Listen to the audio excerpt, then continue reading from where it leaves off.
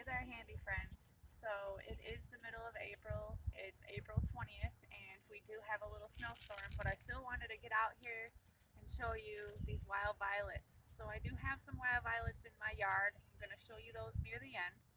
I wanted to bring you out here to show you these deep purple violets. And so these are how wild violets start out. This is actually a really big patch, and I'm going to bring you in and show you these wild violets and how to identify them. So wild violets, they have kind of a tier flower. It's kind of got like a 3-pod opening on the bottom and then a 2-pod at the top. So these are wild violets, and you can find these in purple and or white. So they start off purple and then they change to white, and we'll go into that later. They have a really sweet smell.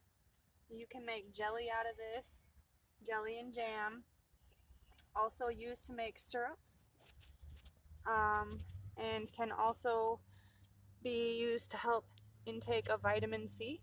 They're really high in vitamin C intake. They have a really nice smell to them. After you harvest them in abundance, you can smell them. You can dry them and use them later if you'd like to save them. I want to show you the leaf.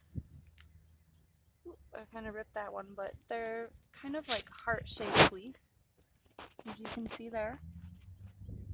And that's how you identify violets. You can use the flower and the leaves to consume. And I like adding these to a little bit in my tea to help get some vitamin C and some flavoring. So I'm going to harvest some of these here. And we're at a local park. They're in abundance. I've already harvested the ones out of my yard and used them.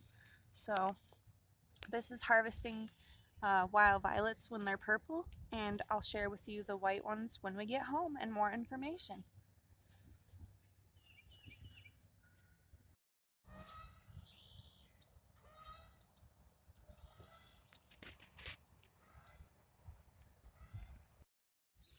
We're back on the homestead, and I wanted to show you the white flowers. These were once purple and they're now white, and the whiteness is due to the acidic change in the soil and the pH value. So the soil has become less acidic as times come during spring, and these are the same but just white wild violets. And I also wanted to show you the shape, the heart shape of the leaf. And you can see it does kind of have a heart shape, and that can help you identify. So these are violets in their white form. So if you like what you see, please give me that thumbs up. Subscribe to my channel for more videos with nature and homesteading.